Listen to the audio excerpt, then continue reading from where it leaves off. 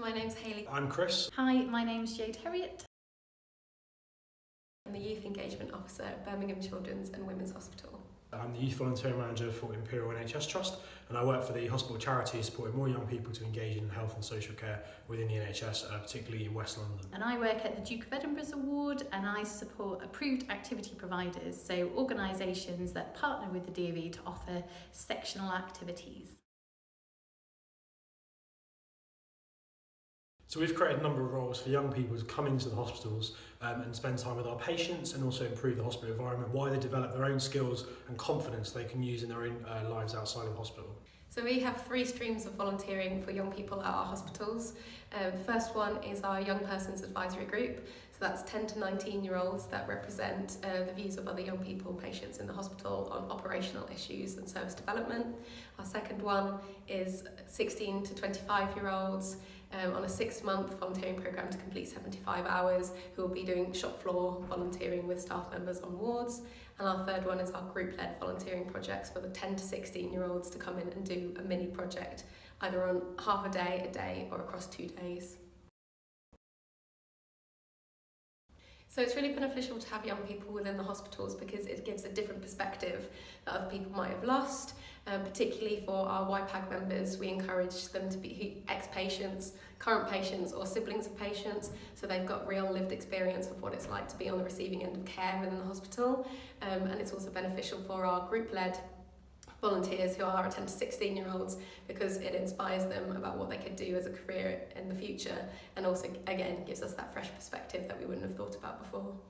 Young people can really add some dynamism to the hospital environment with fresh ideas and lots of new enthusiasm that can really transform the hospital community and really spend quality time with our patients by just walking into a ward with a fresh smile on their face that can really improve that patient's day.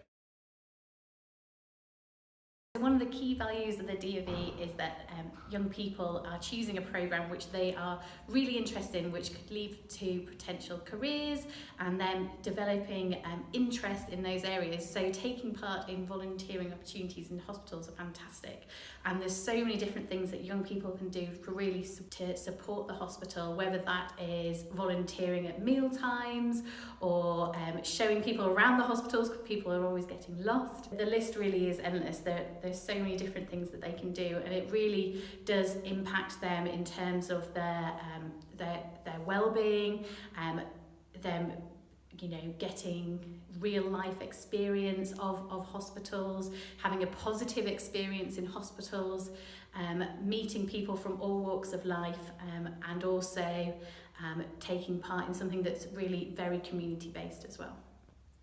The young people we've had through our programmes in the last 12 months have really developed their own skills, confidence and enthusiasm, and the feedback we've had from clinical trust staff has been incredible. So positive stories from matrons about how patients had their days improved by a little simple act that young people have done on the hospital community that have really improved that patient's day and time with us in the hospital trust.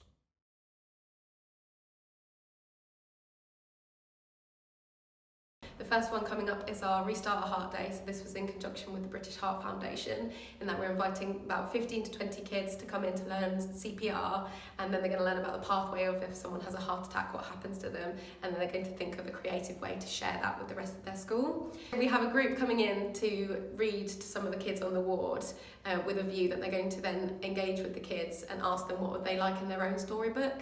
They're then going to go away and make their own books to bring back on a later date to give to the kids. Our YPAG members, our Young Participation Advisory Group members, and Think for Brum, which is our mental health advisory group, are working together to run a big discussion, inviting patients to discuss how the hospital is doing in terms of supporting our patients and their emotional well-being, and what can we do to improve that in the future.